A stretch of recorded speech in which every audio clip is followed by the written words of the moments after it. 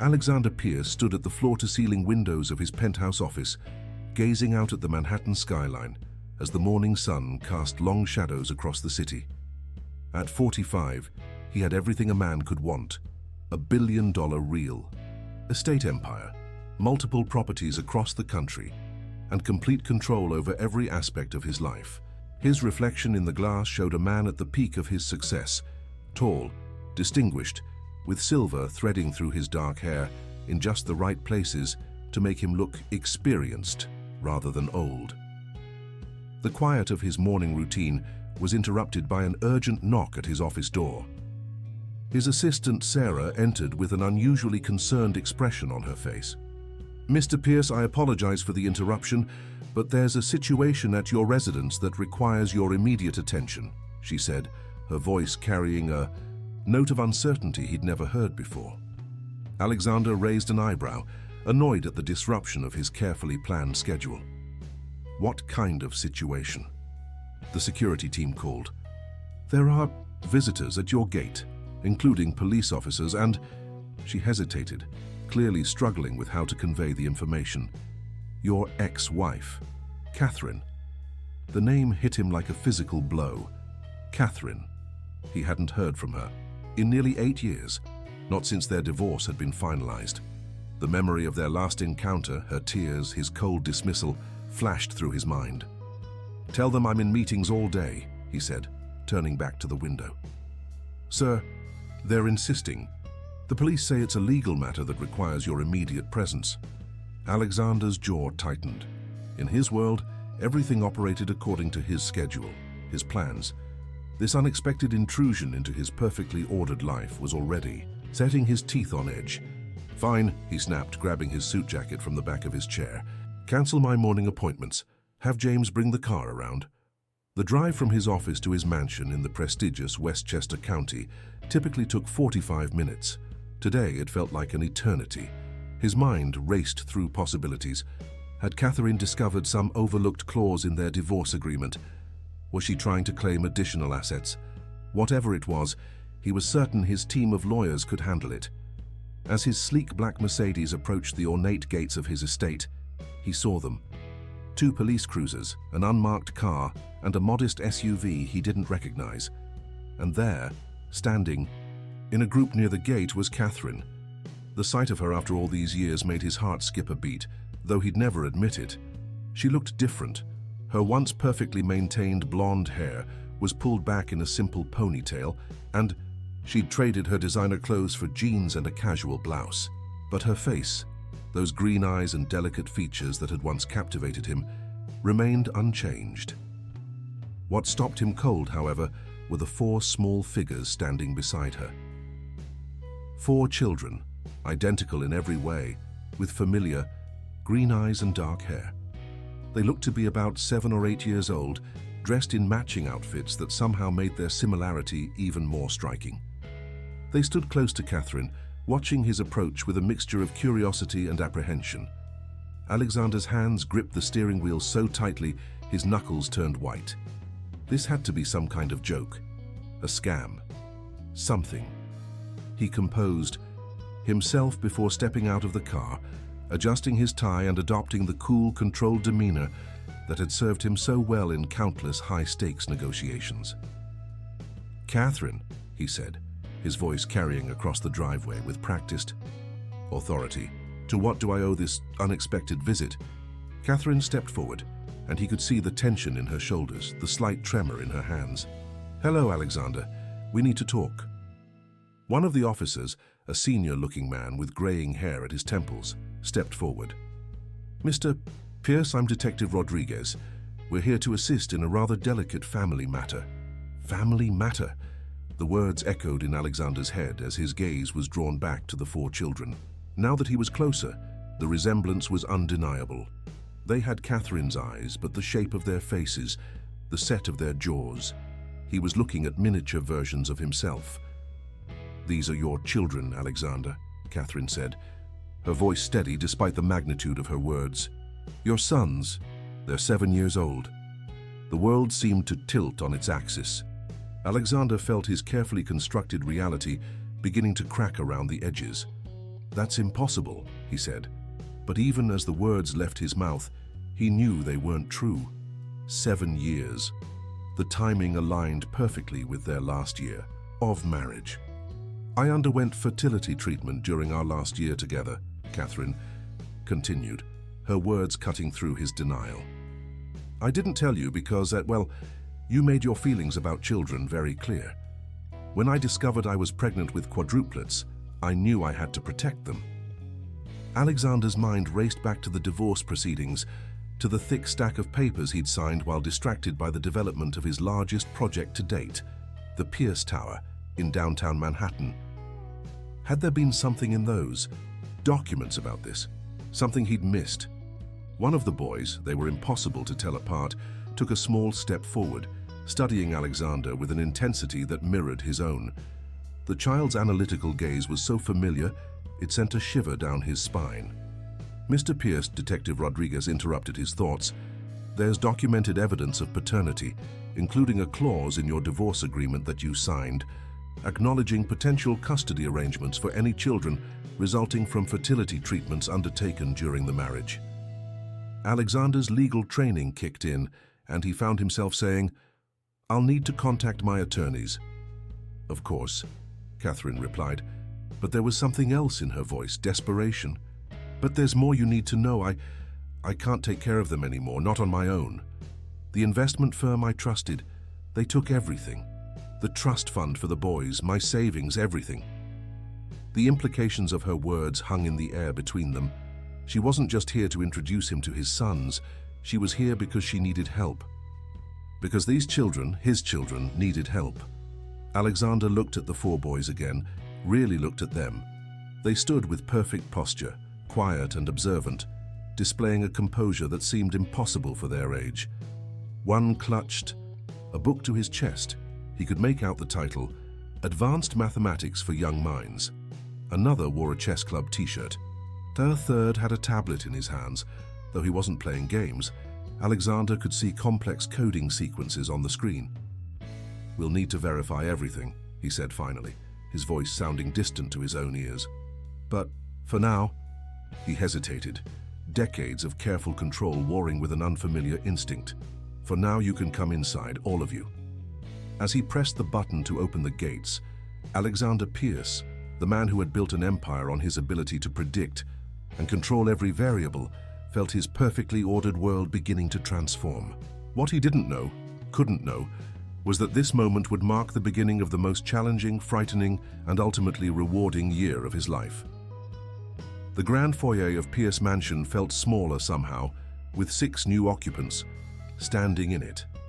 Alexander watched as the 4 boys took in their surroundings with varying degrees of wonder and restraint. Their identical faces showed different expressions. One openly gaped at the crystal chandelier. Another studied the security cameras with technical interest. The third examined the antique furniture with careful consideration, while the 4th maintained a stoic expression that reminded Alexander uncomfortably of himself. "Mrs. Henderson," Alexander called out, and his longtime housekeeper appeared almost instantly, her eyes widening at the unexpected gathering. "Sir?" she asked, her gaze moving from Catherine to the children with poorly concealed curiosity. "Please prepare the guest house for—" He paused, realizing he didn't even know his sons' names. "Michael, Matthew, Marcus, and Maxwell," Catherine supplied softly. "We call them Mike, Matt, Mark, and Max for short." Mrs. Henderson's sharp intake of breath was the only indication that she understood the significance of what was happening. She'd been with the family long enough to recognize the resemblance immediately. "Of course, sir, I'll have everything ready within the hour." She hurried away, but not before giving Catherine a warm smile that suggested their shared history was more complex than Alexander had realized. "Your security team will need to verify our identities," Catherine said, gesturing to the manila envelope she carried. "I have birth certificates, medical records, and the relevant sections of our divorce agreement." Alexander nodded, already pulling out his phone to text his head of security, James Morrison. "James will handle the verification process. In the meantime," he looked at the boys again, still struggling to process their existence, "Would you like to see the grounds?" The question seemed to break some invisible barrier. The most outgoing of the four, Mike, he thought, stepped forward eagerly. "Do you have a laboratory? Mum says you're really good at science and math." "I read about your sustainable building designs," Matt added, his voice quieter but no less intense. "The solar integration in the Pierce Tower is revolutionary." Alexander felt something shift in his chest, pride perhaps, or recognition. These weren't just any children, these were clearly exceptional minds, shaped by both nature and nurture into something extraordinary. "I have a research and development workshop in the East Wing," he found himself saying. "Would you like to see it?" The boys looked to their mother for permission, and Catherine nodded, though Alexander caught the flash of worry in her eyes. He understood her concern. He was still essentially a stranger to these children, despite their shared DNA. As they walked through the mansion's corridors, Alexander observed how the boys moved as a unit while maintaining their individual interests. Mark kept detailed notes on his tablet about everything he saw, while Max asked intelligent questions about the security systems. Mike bounded ahead with endless enthusiasm, and Matt quietly analyzed every detail with an intensity that made him seem older than his 7 years. Catherine hung back slightly, watching the interaction with a complex mixture of emotions playing across her face. When they reached the workshop, Alexander caught her wiping away a tear. The workshop was Alexander's private sanctuary, a place where he could experiment with new building materials and test innovative design concepts. As the boys explored the space with barely contained excitement, he found himself explaining his current projects with an enthusiasm he usually reserved for board meetings. "This is a new type of carbon-negative concrete we're developing," he explained, showing them a sample. "It actually absorbs CO2 from the atmosphere as it cures." "But what about the tensile strength?" Matt asked, surprising Alexander with his technical knowledge. Traditional carbon-capturing materials tend to be more brittle.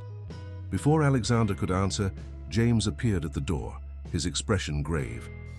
"Mr. Pierce, a word." Alexander stepped into the hallway, leaving Catherine to supervise the boys' exploration. James held up the manila envelope, now thoroughly examined. "Everything checks out, sir.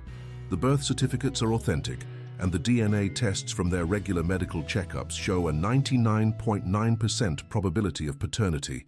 The divorce agreement does indeed include a clause about potential offspring from fertility treatments, though it was buried in the supplementary documentation." Alexander leaned against the wall, feeling the weight of verification settle over him. And Catherine's financial situation? Also verified, her investment firm, Golden Harbor Capital, turned out to be a sophisticated fraud operation. They took everything, approximately $12 million, including the Children's Trust Fund. The case is currently under federal investigation. The mention of Golden Harbor sparked something in Alexander's memory. Hadn't one of his business associates mentioned them recently? He filed that thought away for later investigation. "Sir," James continued, lowering his voice, "there's something else. During my preliminary background check, I found some inconsistencies in Mrs. Pierce's recent travel patterns. Multiple trips to Switzerland, unusual cash withdrawals, and some meetings with people who, well, let's just say they're not the typical associates of a single mother of 4. Alexander straightened, his protective instincts flaring. "Keep digging," he ordered, but discreetly. "I want to know everything about her activities over the past 8 years, especially anything that might affect the boys." Returning to the workshop, he found an unexpectedly domestic scene. Catherine was helping Mike and Mark with a 3D modeling program, while Matt and Max had somehow convinced his lead engineer, who must have wandered in from the adjacent office, to explain the principles of quantum computing. The sight stirred something in Alexander that he'd thought long buried, a longing for the family life he'd always dismissed as incompatible with his ambitions. Catherine caught his eye and smiled tentatively, and for a moment he could see the young woman he'd fallen in love with 15 years ago, before success and ambition had driven them apart. But the moment was interrupted by his phone buzzing with an urgent message from his office. The Beijing deal was threatening to fall apart, and his presence was required immediately. "I have to go," he announced, hating how the boys' faces fell at his words. "But you'll be comfortable in the guest house. Mrs. Henderson will see to anything you need, and I'll have my team start reviewing the legal situation immediately." As he strode toward the door, Max's voice stopped him. "Will you come back soon?" Alexander turned, meeting the boy's serious gaze, so like his own, and felt the first crack in the walls he'd built around his heart. "Yes," he said softly. "I'll come back soon." Driving back to the city, Alexander's mind raced with possibilities and problems. His carefully controlled world had been upended in the space of a morning, and he knew nothing would ever be the same.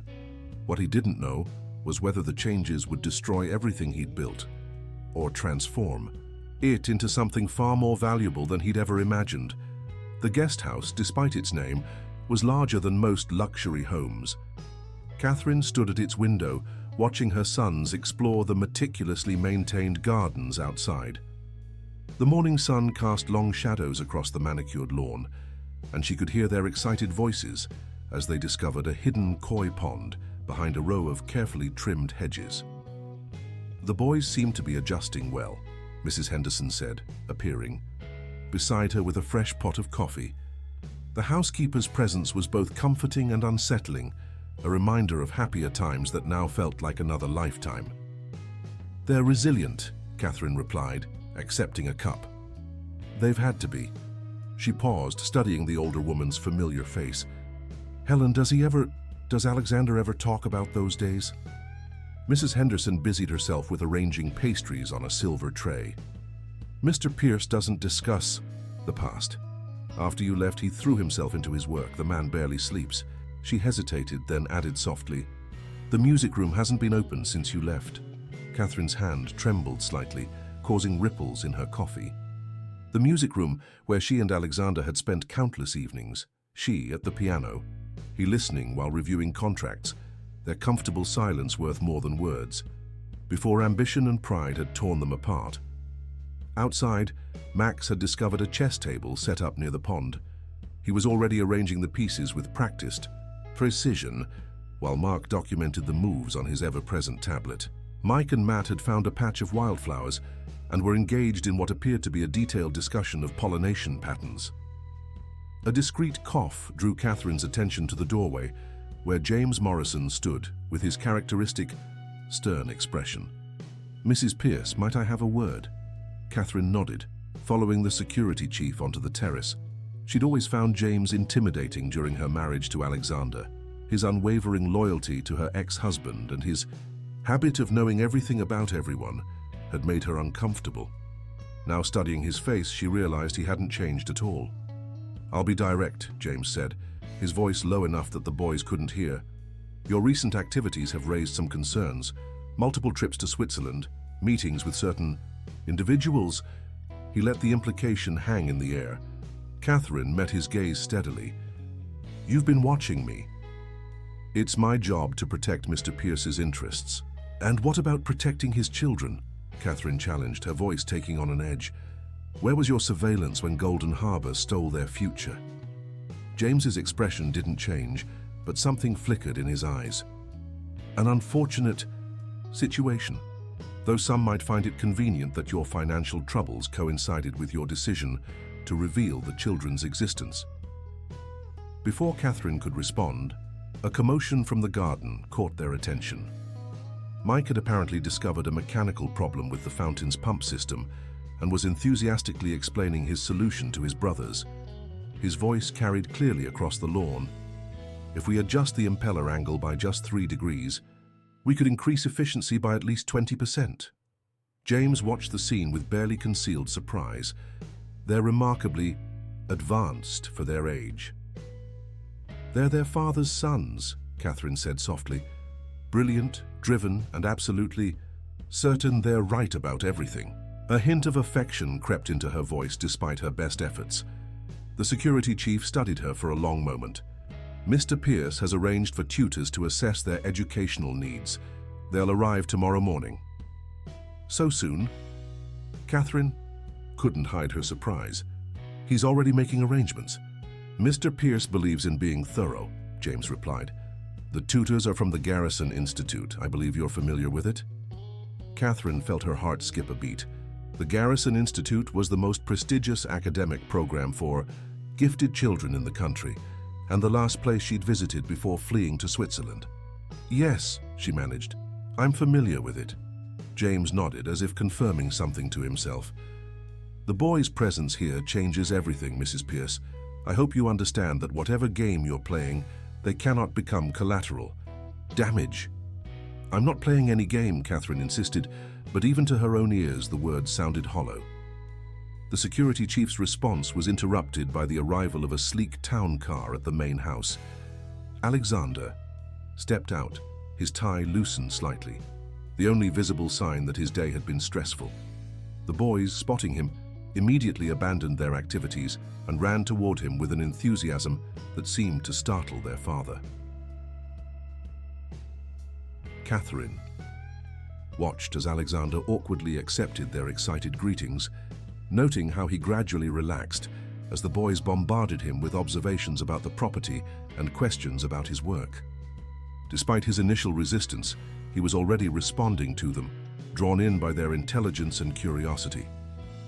"He'll figure it out eventually," James said quietly beside her.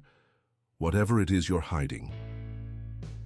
Catherine wrapped her arms around herself, suddenly cold despite the warm spring air. "Some secrets," she whispered, "are better left buried." But watching Alexander with the boys, seeing how Max's serious expression mirrored his father's, how Matt's analytical mind approached problems the same way, how Mike's enthusiasm for engineering matched Alexander's own passion for innovation, and how Mark's quiet observation skills revealed a familiar strategic mind, Catherine felt the weight of her choices pressing down on her. The sound of laughter drew her attention back to the scene before her.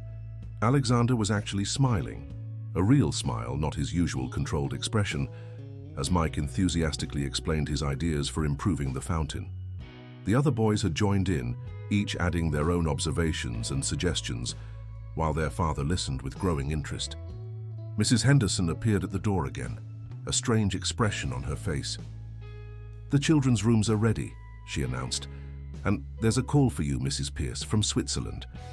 Catherine felt James's sharp gaze on her as she turned to follow the housekeeper inside.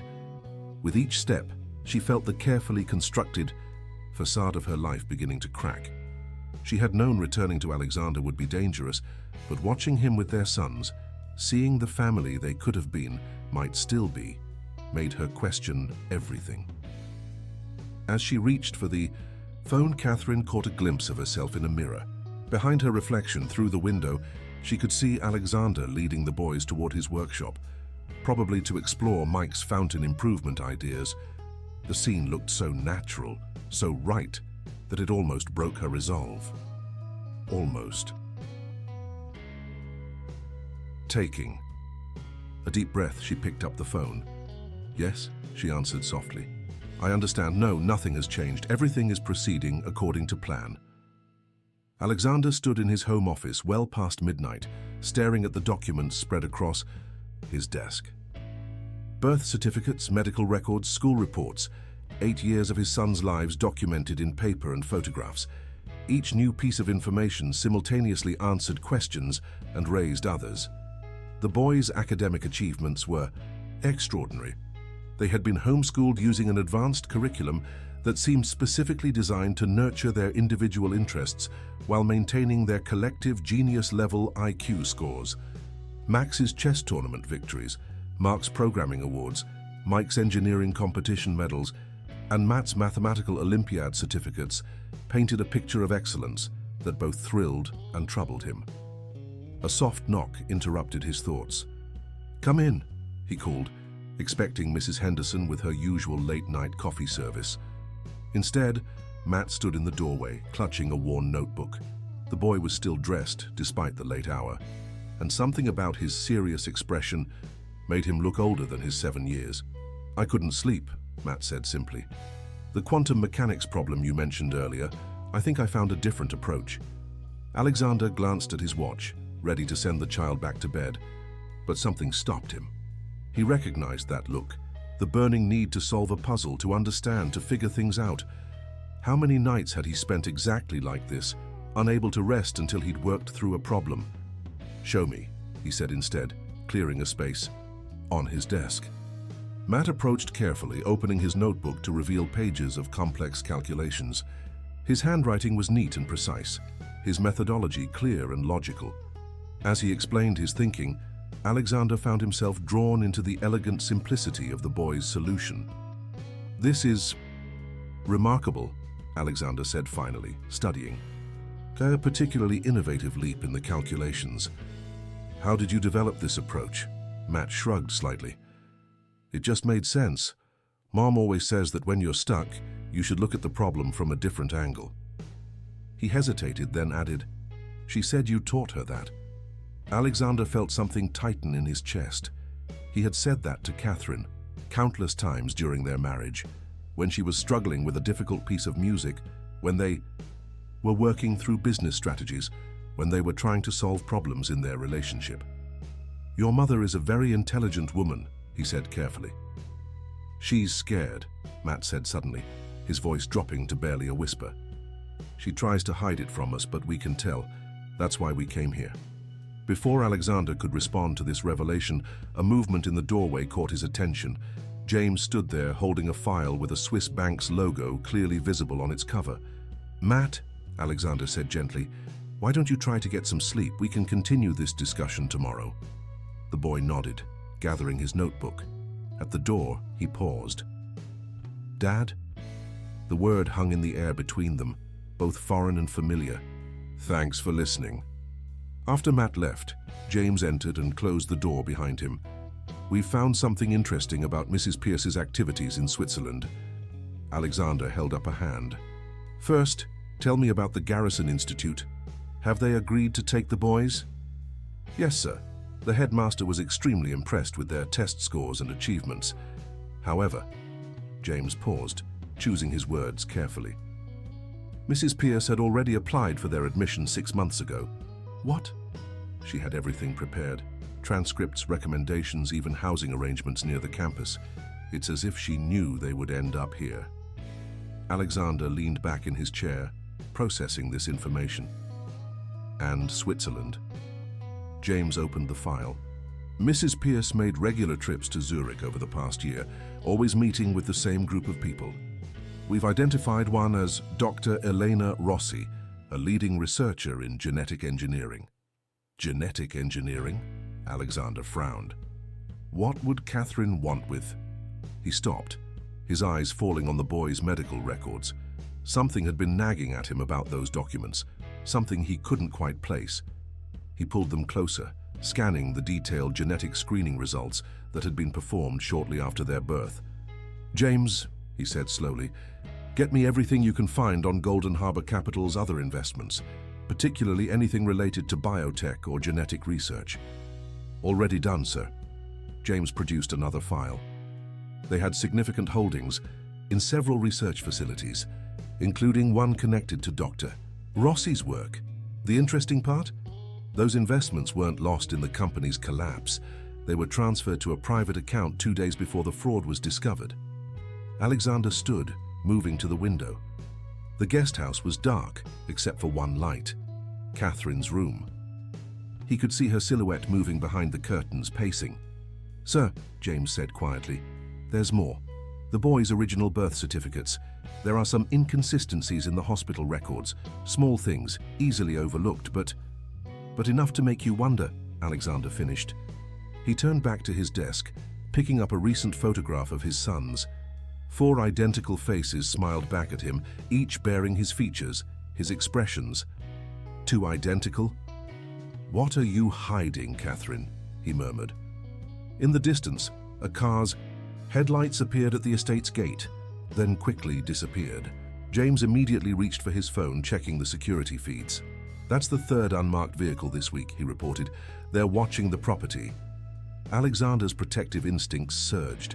Whatever game Catherine was playing, whatever secrets she was keeping, those 4 boys sleeping peacefully in his house were caught in the middle of it.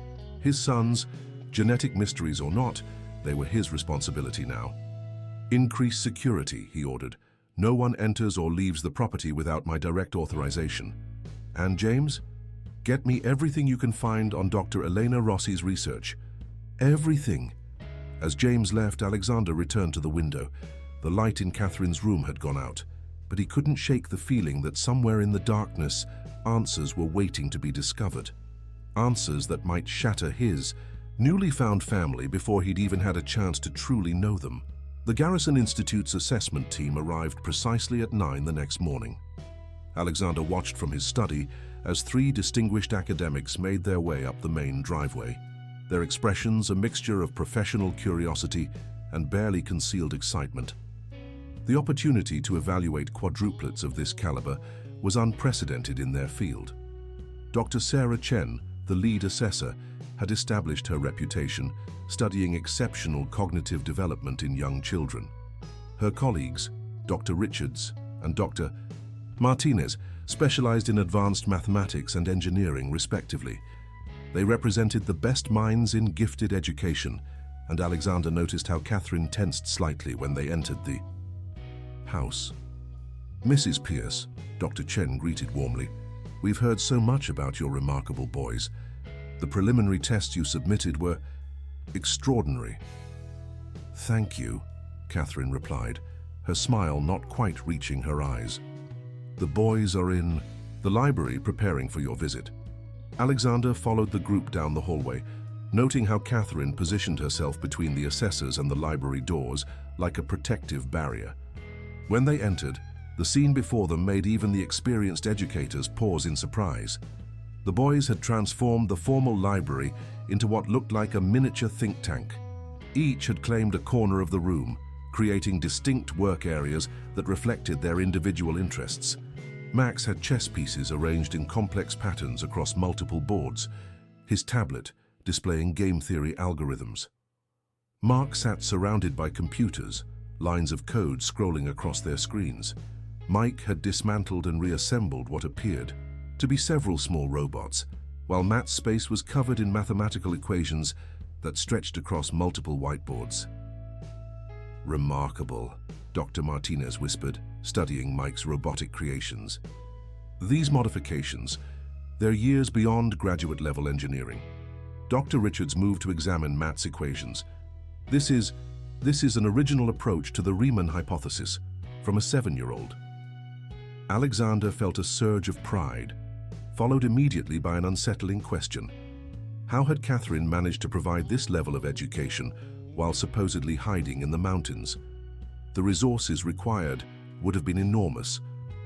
Dr. Chen had moved to interview Mark, who was explaining his latest programming project, an AI system designed to predict weather patterns.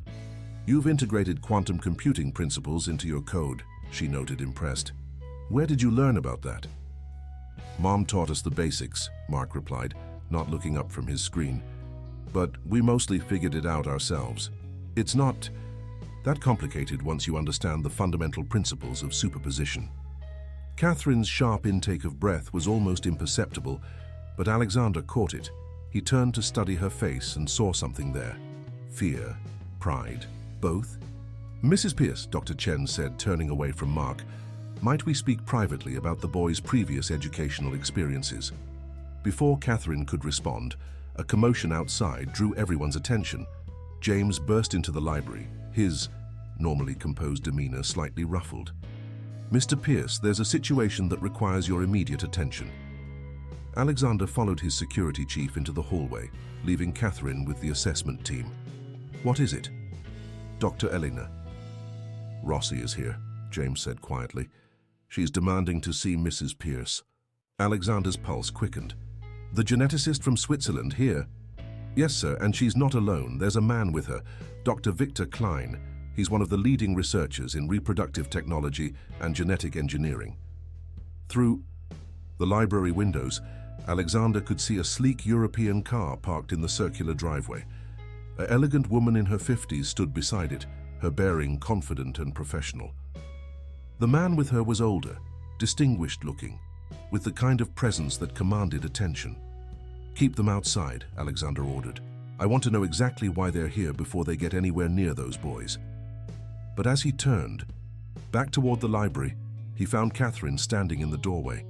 She had clearly overheard everything, and the color had drained from her face. "You can't keep them out," she said, her voice barely audible. "They have a right to be here." "Right?" Alexander stepped closer, lowering his voice. "What kind of right does a Swiss geneticist have to my children?" Catherine's green eyes filled with tears. "They're not just your children, Alexander. They never were." "What are you talking about?" "The fertility treatments." She glanced back at the library, where the boys were still engrossed in their demonstrations for the assessment team. It wasn't just a normal procedure. Dr. Rossi and Dr. Klein, they were developing something new, something revolutionary. Alexander felt his world tilting again. "What did you do, Catherine?" Before she could answer, Max appeared in the doorway. "Mom, Dr. Chen wants to know about the cognitive enhancement protocols you used during our early development." Catherine closed her eyes briefly, as if in pain. "Tell her we followed standard gifted education guidelines, sweetheart."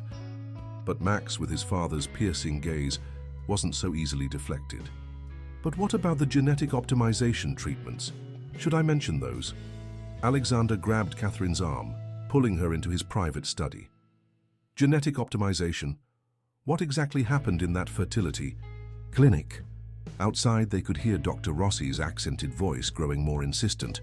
Through the window, Alexander watched as James tried to maintain control of the situation, but the Swiss scientist was not backing down. "They were supposed to be perfect," Catherine whispered, sinking into a chair. "The perfect combination of our genes, enhanced and optimized, 4 identical vessels for the most advanced cognitive engineering experiment ever attempted." She looked up at Alexander, her eyes pleading. "They needed funding, and I needed hope. We had been trying for so long to—" "You used our children as experiments." Alexander's voice was deadly quiet. "No, I gave them every advantage, every possibility for greatness, just like you always wanted." Catherine stood, her composure returning. "But something went wrong. The enhancements, they're not stable.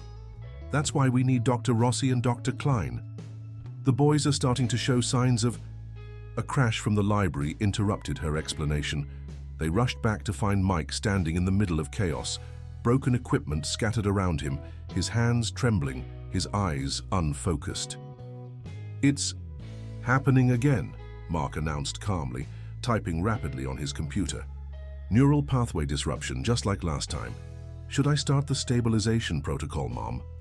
Dr. Chen and her colleagues stood frozen, watching as Catherine quickly took control of the situation, pulling a small medical kit from her purse and approaching Mike with practiced efficiency. Alexander moved to help, but Catherine's sharp voice stopped him. "Don't touch him. His synaptic responses are unstable. Only I know how to handle this."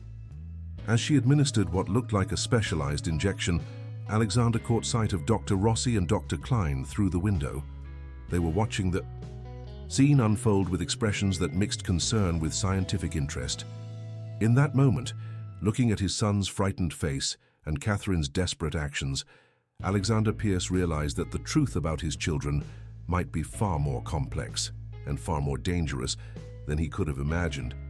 The perfect family he had just begun to accept was built on a foundation of genetic manipulation and scientific ambition, and now that foundation was beginning to crumble. The next 24 hours transformed the Pierce mansion into a complex intersection of medical science and family crisis. After Mike's episode, Alexander had no choice but to allow Dr. Rossi and Dr. Klein into his home. The Swiss scientists quickly converted one of the guest rooms into a temporary medical monitoring station, their equipment far more sophisticated than anything Alexander had seen before. "The genetic optimizations were groundbreaking," Dr. Rossi explained, displaying complex molecular models on her laptop. "We enhanced natural cognitive abilities, improved neural plasticity, even accelerated learning capabilities. The boys represent the most successful implementation of these techniques ever achieved." Alexander stood at the window of his study, watching as his sons played chess in the garden, all 4 of them engaged in a complex multi-board game of their own invention. They seemed so normal, so healthy, yet according to the scientists, their enhanced genetics were becoming increasingly unstable. "They need regular treatments," Dr. Klein added, his German accent thick with concern. "Catherine has been administering—" Maintenance protocols, but they're becoming less effective. That's why she came back. Our facility in Switzerland has developed new stabilization methods, but they're expensive, very expensive. And Golden Harbor Capital was funding your research, Alexander concluded, pieces of the puzzle finally falling into place. Until they collapsed. Not exactly collapsed, Catherine interjected quietly. She sat in the corner of the study, looking exhausted but composed. The investment firm was a front. When they discovered what we had achieved with the boys, they tried to take control of the research. I couldn't let that happen. Alexander turned to face her. So you stole their money and ran? I protected our children, Catherine corrected, firmly. Golden Harbor wanted to turn them into lab specimens, study them like experiments instead of human beings. They didn't care about the psychological impact or the emotional toll. They just saw data points and potential military applications. Word military hung in the air like a thundercloud. Alexander's mind raced through the implications. Enhanced human intelligence, optimized cognitive function, the potential weapons that could be developed from such research. A knock at the door interrupted his dark thoughts. Mrs. Henderson entered carrying a tablet. Sir, Master Matt would like to show you something. He says it's important. Matt stood in the doorway, his serious expression a mirror of Alexander's own. I've been analyzing our medical data, he announced, moving to connect his tablet to the room's main display screen. The degradation pattern isn't random. It's following a specific algorithmic progression. Dr. Rossi rushed to examine Matt's calculations, her eyes widening. How did you figure this out? We all did, Matt explained. Mark wrote a program to track our biological markers, Max applied game theory to predict progression patterns, and Mike designed sensors to monitor our neural activity. I just put the pieces together. Alexander felt a complex mixture of pride and concern. His sons weren't just victims of genetic engineering, they were actively participating in understanding and possibly solving their own condition. The current treatments are just temporary fixes, Matt continued, bringing up more data. But if we modify the approach based on these patterns, he looked at Dr. Klein, we think we've found a permanent solution. The German scientists studied the calculations with growing excitement. This could work. The boys have essentially reverse-engineered their own genetic enhancements and developed a stabilization protocol. It's brilliant. And dangerous, Catherine interjected, standing. The procedure would require completely resetting their neural pathways. The risks are acceptable, Max said from the doorway, where he and his brothers had quietly appeared. We've calculated the probabilities. Even with a 20% chance of complications, it's better than the certainty of continued degradation. Alexander looked at his sons, these brilliant, engineered, yet undeniably real children who had solved in days what teams of scientists had struggled with for years. They stood together, supporting each other, their identical faces showing different aspects of the same determination. Dad, Mike said softly, using the word with careful intent, we know you're angry about what was done to us, but we're not just experiments. We're your sons, and we need your help. The simple statement cut through all the scientific jargon and ethical debates. Alexander moved to stand before his children, really looking at them. Yes, they were genetically enhanced. Yes, their very existence challenged ethical boundaries. But they were also 4 brave, intelligent boys who were fighting for their future. The procedure will be expensive, Dr. Rossi said quietly. The equipment alone. Money isn't an issue, Alexander interrupted. He turned to Catherine, seeing not the woman who had deceived him, but the mother who had gone to extraordinary lengths to protect their children. We'll need a proper medical facility, complete privacy, and the best security money can buy. Catherine's eyes filled with tears of relief. Alexander. But no more secrets, he added firmly. Everything about their condition, their capabilities, their needs, I want to know all of it. These boys aren't just your science project, Catherine. They're our children. James appeared at the door, his expression urgent. Sir, we may have a problem. 3 black SUVs just turned onto the property's access road. They're not responding to security challenges. Golden Harbor, Catherine whispered, fear crossing her face. They must have tracked Dr. Rossi here. Alexander moved with decisive authority, years of business crisis management kicking in. James, initiate lockdown protocols. Dr. Rossi, Dr. Klein, gather everything you need for the procedure. Catherine, get the boys ready to move. We're going to my private facility in the Berkshires. As his family and their unusual medical team rushed to prepare for evacuation, Alexander Pierce, the man who had built his empire on control and predictability, found himself embracing the chaos that had become his life. These extraordinary children, engineered or not, had awakened something in him that no business success could match: the fierce, protective love of a father who would do anything to save his sons. The Pierce family's private facility in the Berkshires was actually a state-of-the-art research center, disguised as a luxury mountain retreat. As their convoy of vehicles wound through the heavily forested private road, Alexander explained its capabilities to Dr. Rossi and Dr. Klein via secure video conference. The medical wing was originally designed for renewable energy research, but it can be converted for your needs, he said, watching the scientists' faces on his tablet screen. The security system is military grade, and the entire facility is electromagnetically shielded. In the seat beside him, Catherine studied satellite images of vehicles leaving the mansion. Golden Harbor's team stopped at the main gate, she reported. James's security detail is keeping them occupied with legal paperwork. The boys sat in the back of the armored SUV, each absorbed in their own preparations for what was to come. Mark was programming security overrides for the facility's systems, his fingers flying over his laptop keyboard. Max had 3 tablets running simultaneous simulations of their proposed treatment protocol. Mike was sketching modifications for the medical equipment they would need, while Matt double-checked their calculations for the 100th time. The neural reset procedure will take approximately 12 hours, Matt announced, looking up from his work. We'll need to be monitored continuously for at least 48 hours afterward. Alexander glanced in the rearview mirror at his sons. They spoke about their own experimental medical procedure with such clinical detachment, yet he could see the tension in their identical faces, the slight tremor in their hands that betrayed their anxiety. We'll have everything ready, he assured them, trying to keep his own worry out of his voice.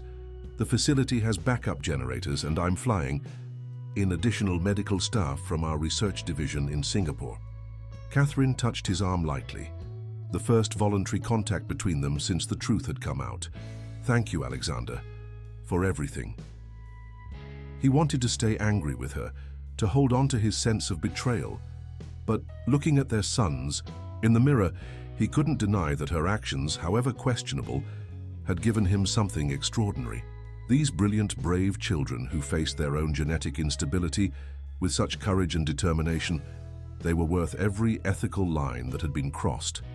The facility appeared ahead of them, its modern architecture blending seamlessly into the mountainside. Solar panels covered much of the visible roof space, and a small helicopter pad occupied one corner. As they approached the main entrance, Alexander could see his advance team had already arrived and begun preparations. Home sweet home, Mike murmured, studying the building with professional interest. The geothermal heating system looks efficient. We should be able to maintain stable temperatures for the procedure. They were met at the entrance by Dr. Sarah Chen, who had insisted on accompanying them from the mansion.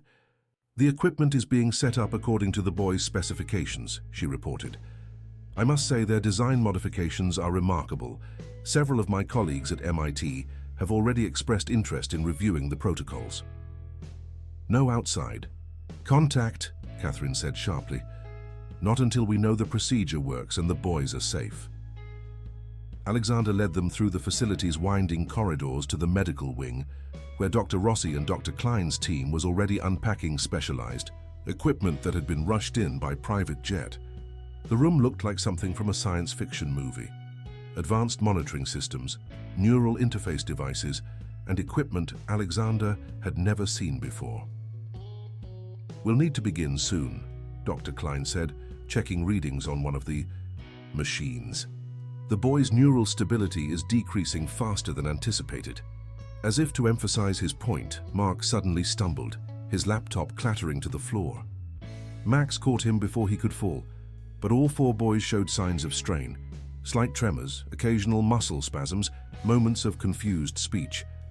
"The degradation is accelerating," Matt observed clinically, even as his own hands shook. "The original enhancement protocol is breaking down at the molecular level."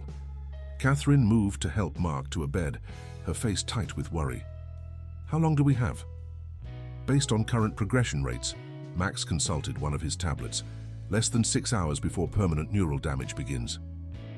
Alexander felt his heart constrict. 6 hours to save his sons he had only known for a matter of days, yet who had completely transformed his world. "Then we start now. Dr. Rossi, Dr. Klein, whatever you need, whatever it costs, you have my full support." The scientist nodded and began final preparations, but Mike spoke up from his bed. "Wait, before we start, Dad, would you just sit with us for a while?"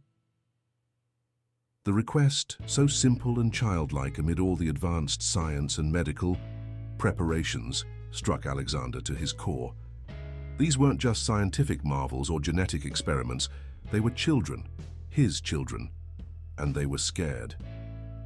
Without hesitation, he pulled up a chair between their beds.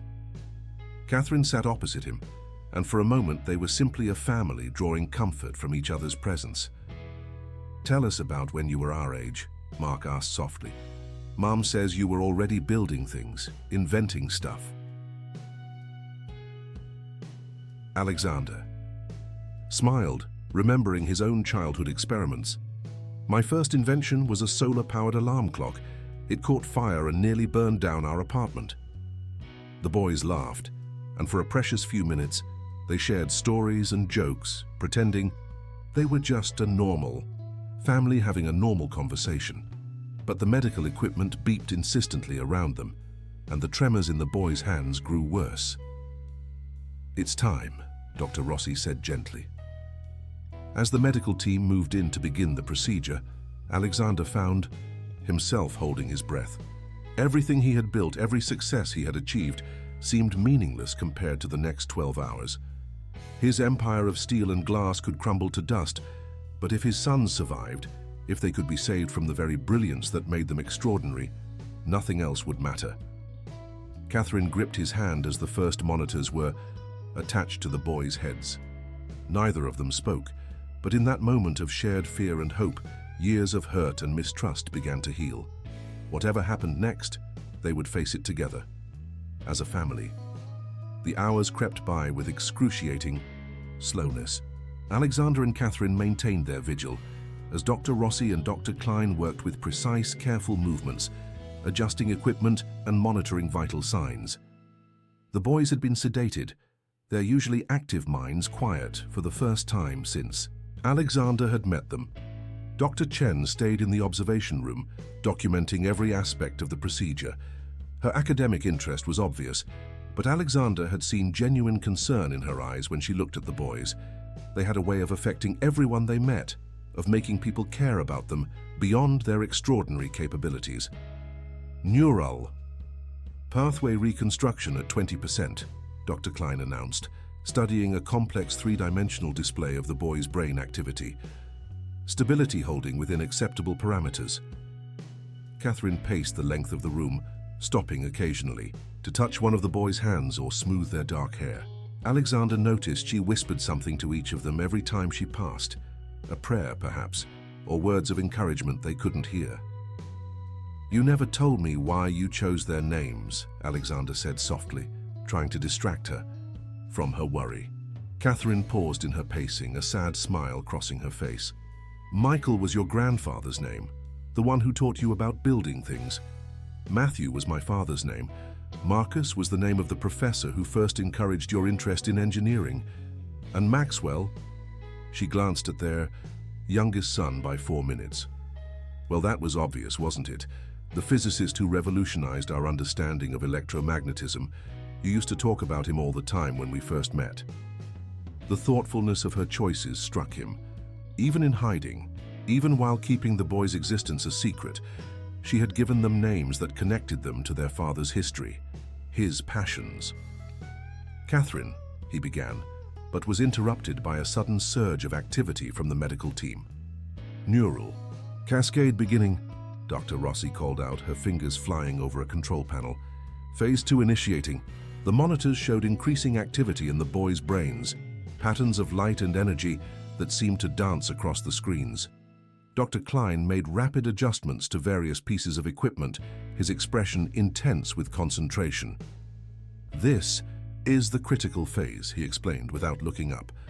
"The enhanced neural pathways are being reset to their base configuration, but with the boys' own modifications integrated into the process."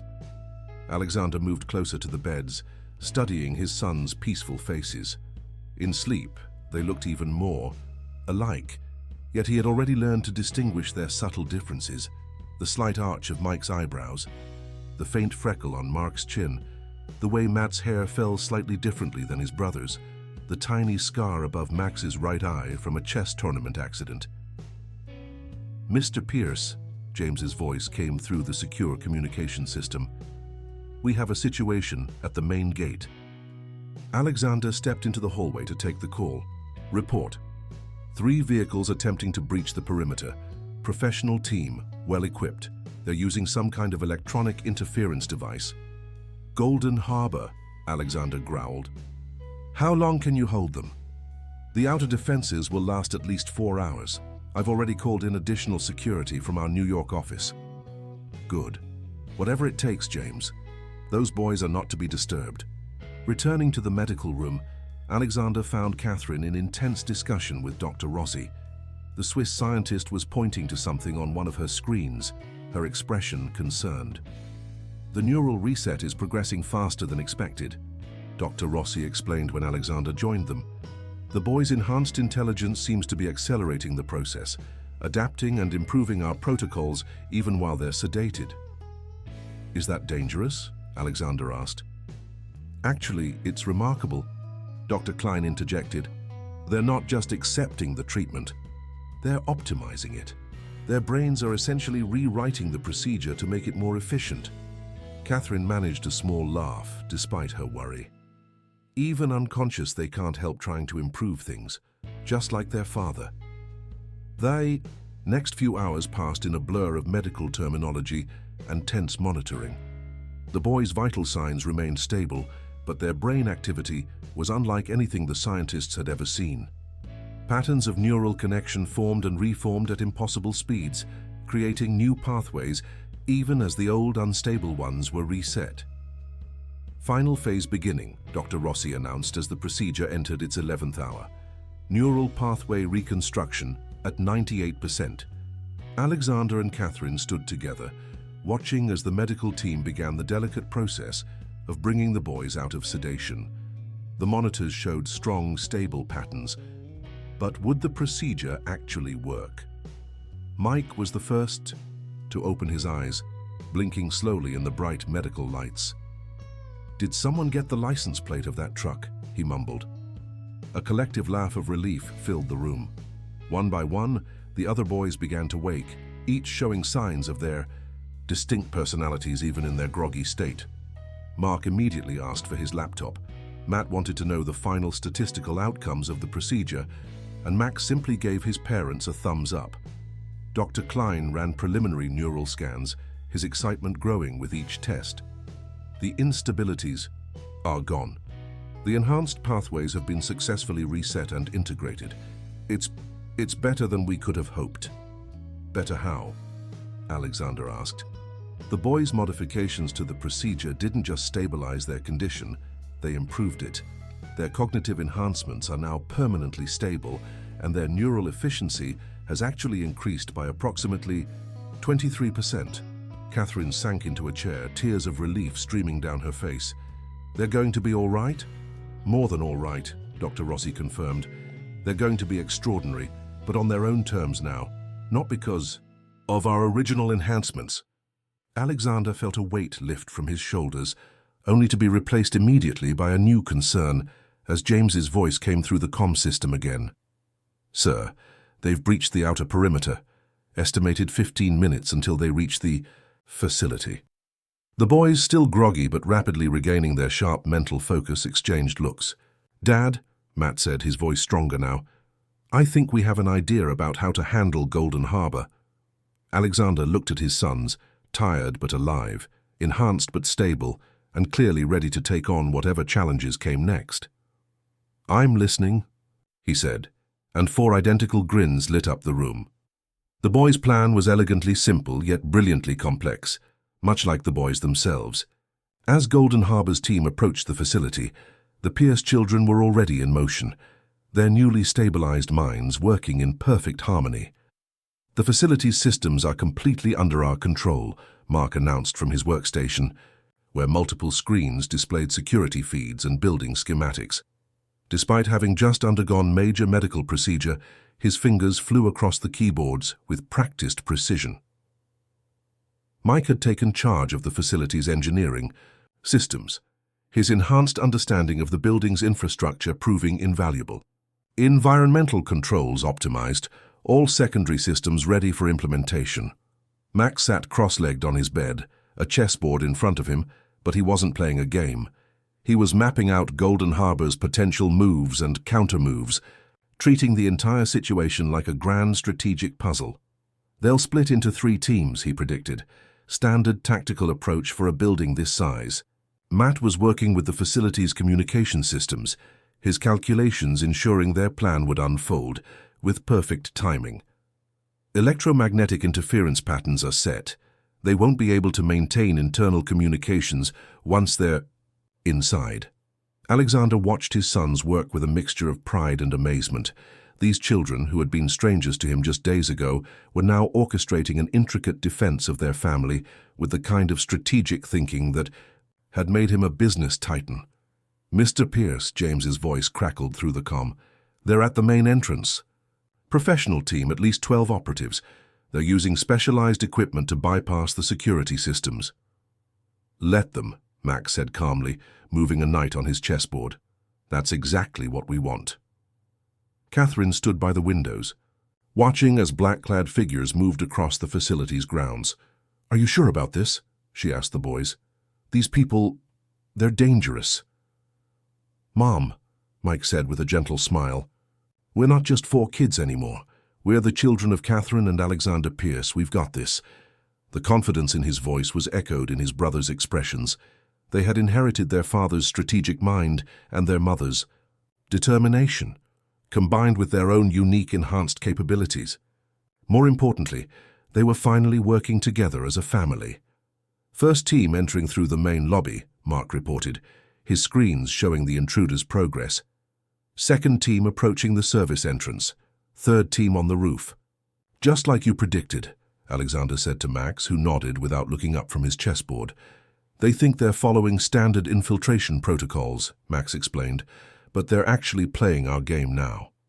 The plan began to unfold with precision. As the Golden Harbor teams moved deeper into the facility, subtle changes in air pressure, temperature, and electromagnetic fields began to affect their equipment. Communications devices failed, tactical gear malfunctioned, and carefully planned formations fell into disarray. "They're switching to backup systems," Matt observed, initiating Phase 2.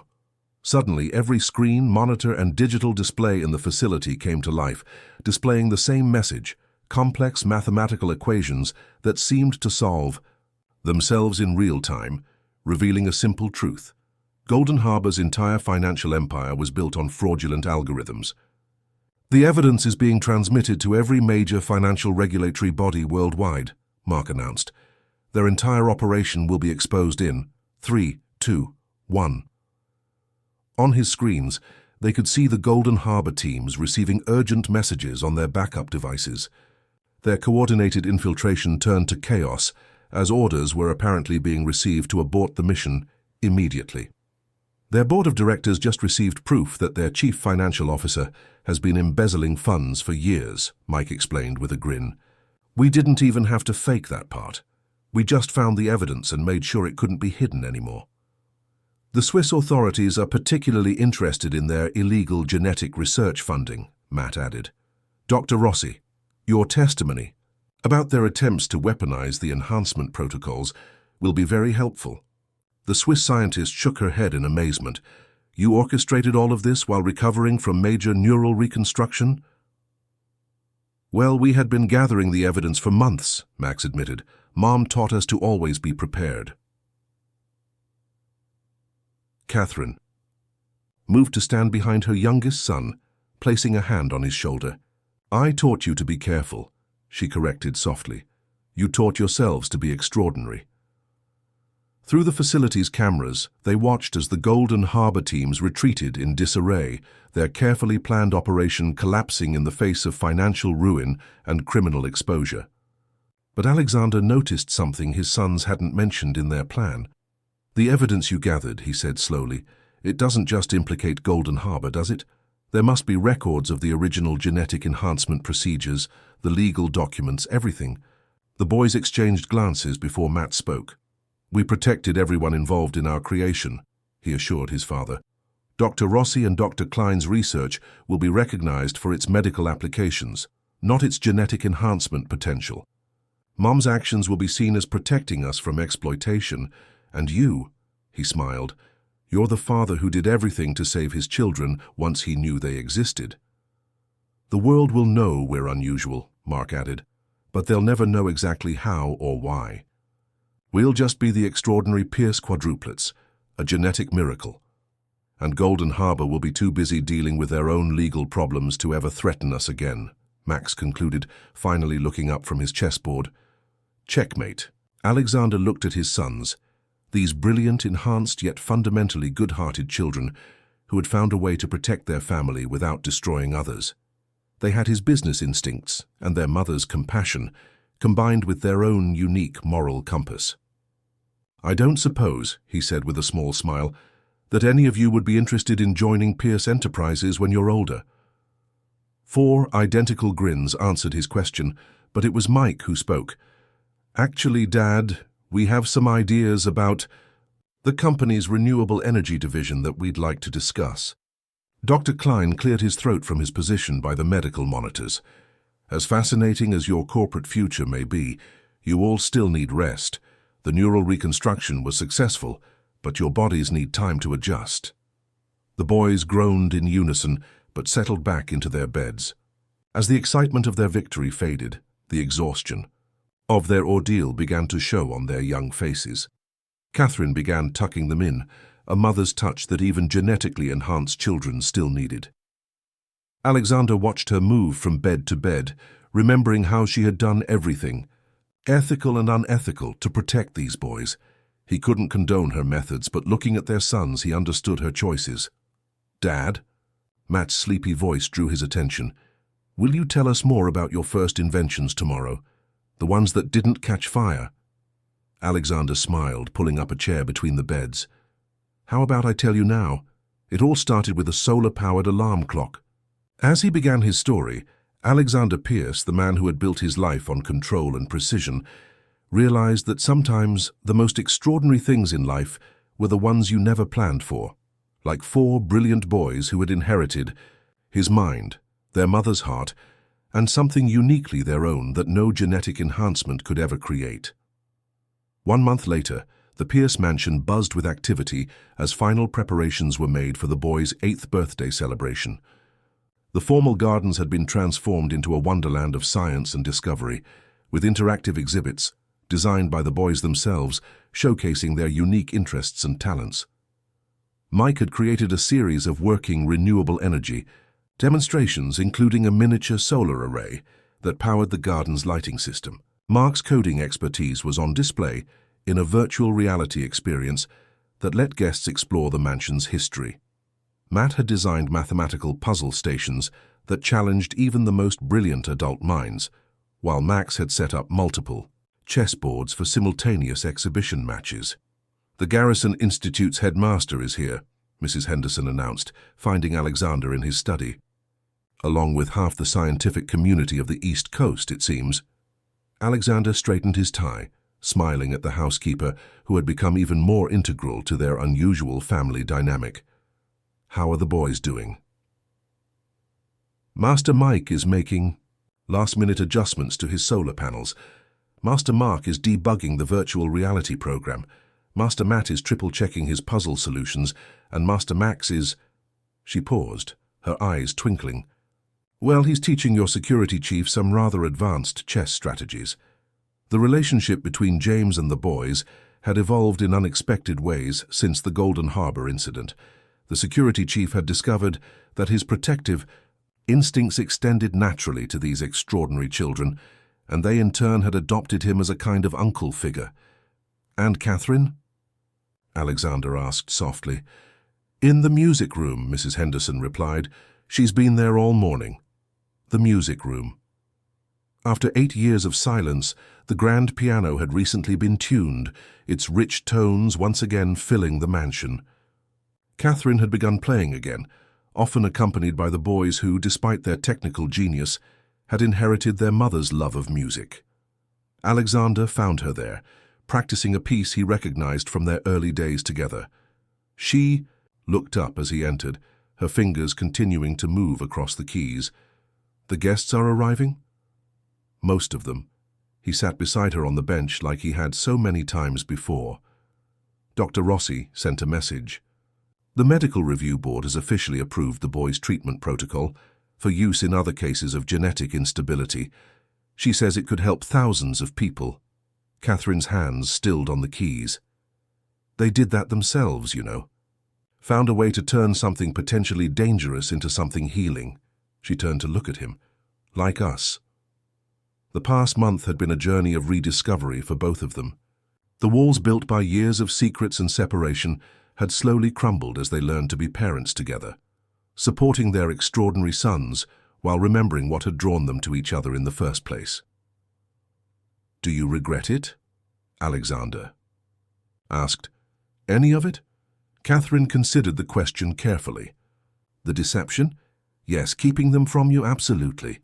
But giving them every possible advantage, every opportunity to be exceptional? No. They've become something more amazing than anything we could have engineered. They've become themselves." Commotion from the garden drew their attention.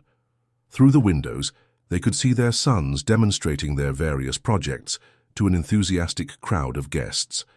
Dr. Chen was taking detailed notes as Matt explained his latest mathematical theory. The Garrison Institute's headmaster was locked in an intense chess match with Max. Mike had attracted a group of environmental scientists to his renewable energy display, while Mark's virtual reality experience had a line of eager participants. "They're not just experiments anymore," Alexander observed. "They're not just our sons either. They're their own people, making their own mark on the world." "Speaking of which," Catherine said with a slight smile, "have they told you about their plans for Pierce Enterprises' educational foundation?" Alexander groaned good-naturedly. "Let me guess. Complete restructuring of STEM education protocols, international outreach programs, revolutionary teaching methods. Actually, they want to start with music programs in underfunded schools." Catherine's fingers found the keys again, playing a soft melody. "They say that technical brilliance without artistic expression is like mathematics without poetry, precise but incomplete." The sound of laughter drew them to the window again. The boys had gathered their guests for some kind of demonstration, their identical faces alight with enthusiasm as they explained their latest joint project. A comprehensive environmental restoration system that combined all their various skills and interests. "Mr. Pierce," James appeared at the door. "The boys are asking for both of you. They say it's time for the main presentation." As they walked to the garden together, Catherine slipped her hand into Alexander's. The gesture felt both familiar and new, like their relationship itself, built on the foundation of what they had been, but transformed into something stronger by what they had become. The garden was filled with some of the brightest minds in science, education, and industry, all drawn by the remarkable story of the Pierce quadruplets. The official version, a medical miracle resulting in 4 brilliant boys, had captured public imagination. The truth, known only to their closest circle, was safely buried in encrypted files and protected by the very people who had once threatened to expose it. The boys stood together at a small podium, their matching suits and identical faces creating a striking image. But it was their differences that showed through as they began their presentation. Mike's enthusiastic gestures, Mark's quiet confidence, Matt's precise explanations, and Max's strategic organization of their shared ideas. As Alexander and Catherine watched their sons demonstrate the future they envisioned, a future of innovation, sustainability, and possibility, they understood that some questions didn't need answers. It didn't matter whether the boys' brilliance came from genetic enhancement or natural ability, from scientific intervention or inherited traits. What mattered was who they were choosing to become. "Mom? Dad?" Mike called from the podium. "Would you join us up here?" Standing with their sons before their assembled guests, Alexander and Catherine Pierce completed their own transformation. They were no longer the ambitious businessman and his secretive ex-wife, no longer divided by past choices and hidden truths. They were simply parents, blessed with 4 extraordinary children who had taught them that the greatest enhancement of all was the capacity to love, forgive, and grow together. The boys launched into their presentation, their voices blending in perfect harmony as they shared their vision for the future.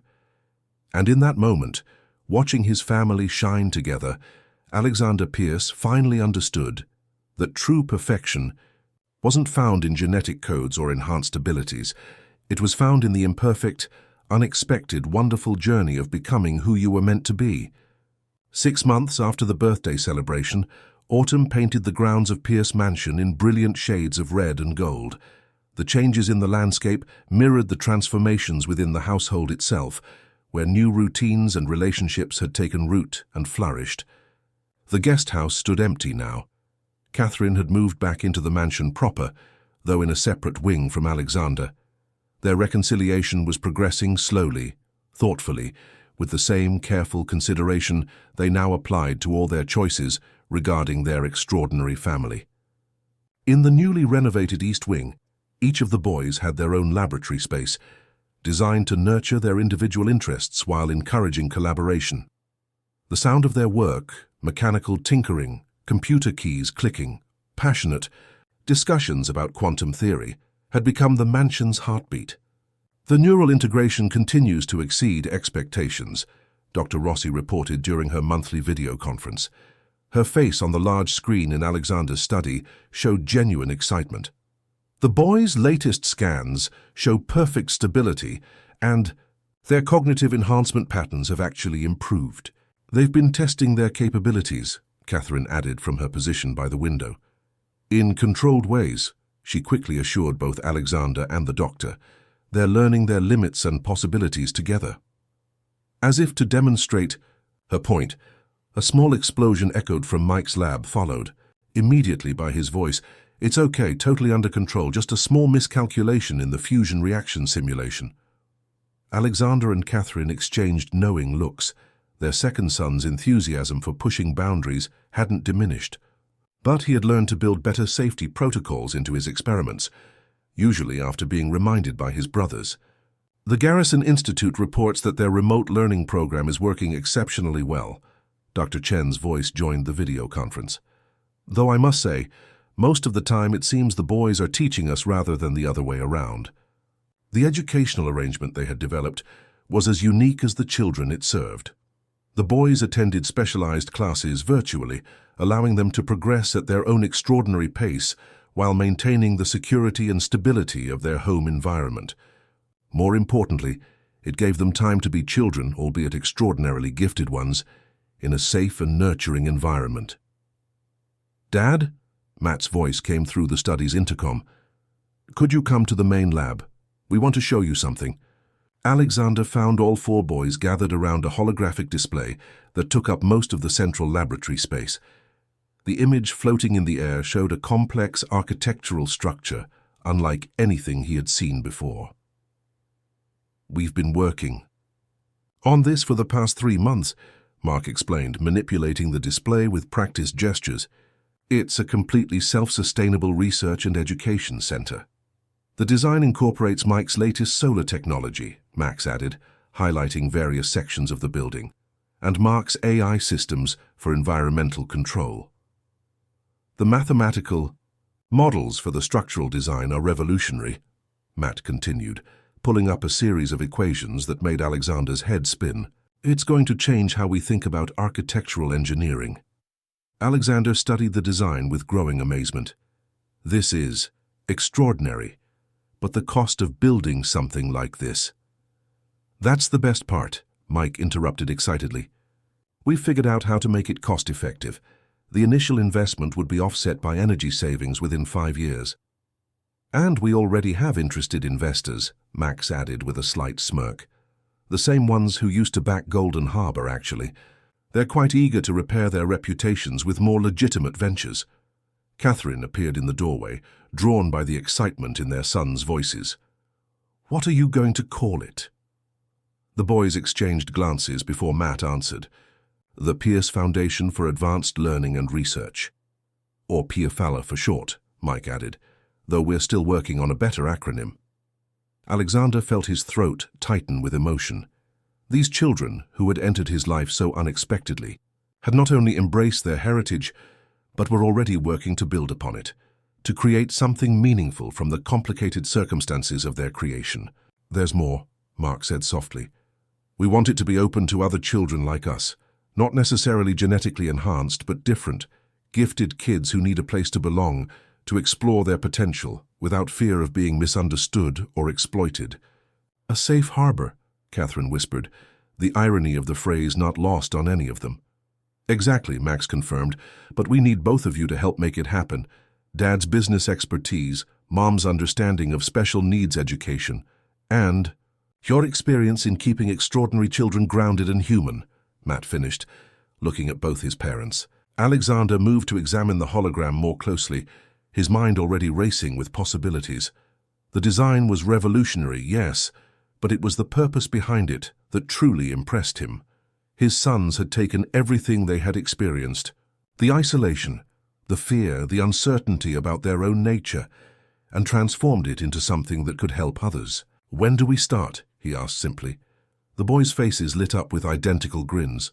We were hoping you'd say that, Mike said, pulling up another set of designs, because we've already started the permit applications. As his sons launched into a detailed explanation of their plans, Alexander felt Catherine's presence beside him.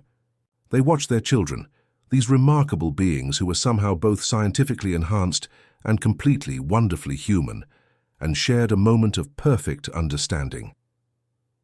The boys had inherited Catherine's compassion and Alexander's drive, their mother's creativity and their father's precision, but what made them truly extraordinary wasn't their enhanced genetics or brilliant minds. It was their ability to see beyond their own experience, to use their gifts to help others. They're going to change the world, Catherine murmured. Alexander watched as his sons animatedly discussed their vision for the future, their identical faces alive with purpose and possibility. They already have, he replied softly. They already have. 1 year to the day after Catherine had appeared at his door with 4 identical boys and a life-changing revelation, Alexander Pierce stood in his study, watching the sun rise over his transformed world. The morning light caught the edges of architectural models scattered across his desk, physical representations of the Pierce Foundation's first campus, already under construction in the rolling hills of the Berkshire Mountains. The sound of piano music drifted up from the music room, where Catherine was giving the boys their morning lesson.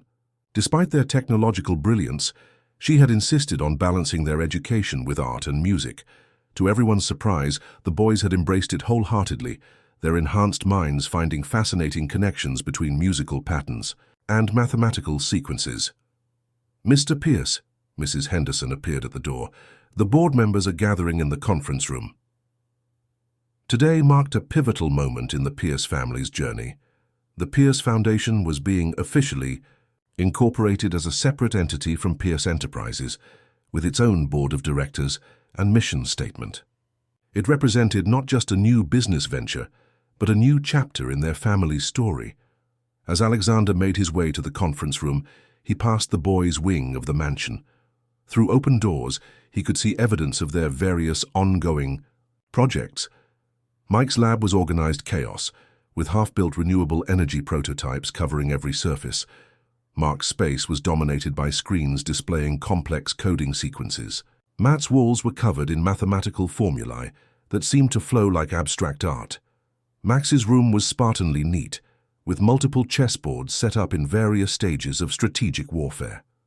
The conference room was filled with familiar faces. When he arrived, Dr. Rossi and Dr. Klein sat together, discussing the latest results from their reformed research program. Dr. Chen was reviewing educational proposals with the Garrison Institute's headmaster. James stood by the windows, keeping a watchful eye on everything while pretending to check security protocols. Catherine arrived with the boys, who had changed from their casual clothes into matching suits that made them look like miniature executives. They took their seats at the table with perfect poise, though Alexander could see the excitement barely contained beneath their professional demeanor. "Ladies and gentlemen," Alexander began, standing at the head of the table, "1 year ago, my life changed in ways I could never have imagined. Today we're here to ensure that the remarkable circumstances that brought us together can help change other lives for the better." The boys presented their vision for the foundation. With practiced precision, the first campus would include not just educational facilities, but research centers focused on ethical scientific advancement, medical facilities specialized in treating unique genetic conditions, and support services for families dealing with exceptional children. "The goal isn't to create more children like us," Matt explained to the board. "It's to help existing extraordinary children reach their full potential safely and ethically, while advancing our understanding of human cognitive development," Mark added, "and developing new technologies to benefit everyone," Mike chimed, "so all while maintaining the highest standards of ethical oversight and responsibility," Max concluded. The board members exchanged impressed looks.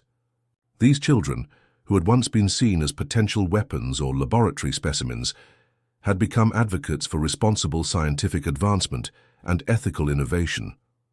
After the presentation, as contracts were being signed and congratulations exchanged, Alexander found Catherine standing by the windows, watching their sons interact with the board members. "They're still heading into unknown territory," she said softly. "Their capabilities, their potential, we still don't fully understand it all. But this time they're not facing it alone," Alexander replied, "and neither are we." Catherine turned to face him, her green eyes, the same ones their sons had inherited, filled with emotion.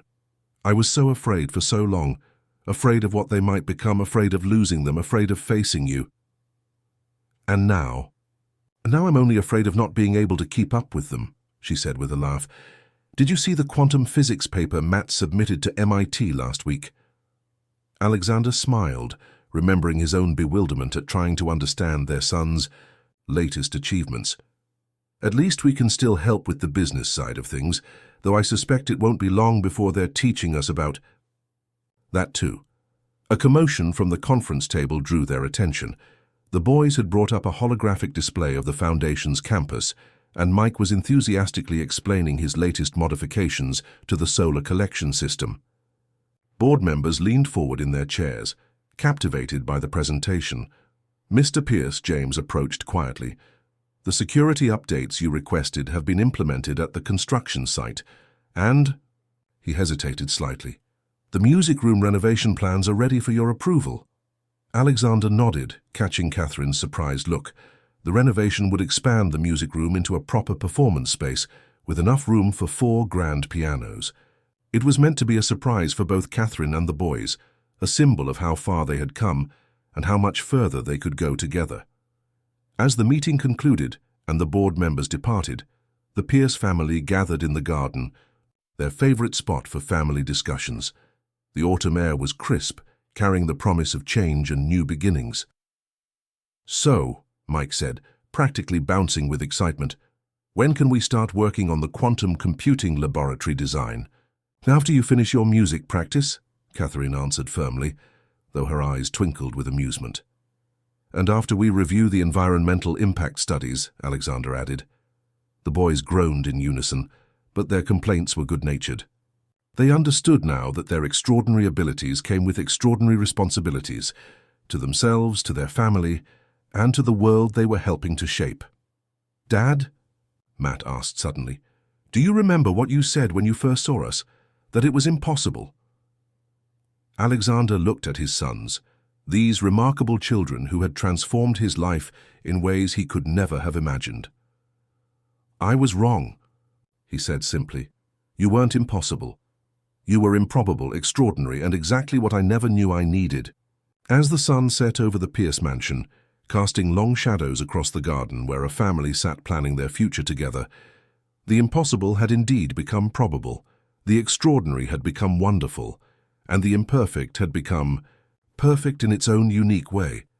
And somewhere in the distance, 4 brilliant minds were already racing toward tomorrow, carrying with them the legacy of their parents' love, the promise of their own potential, and the hope of helping others find their own extraordinary path in life.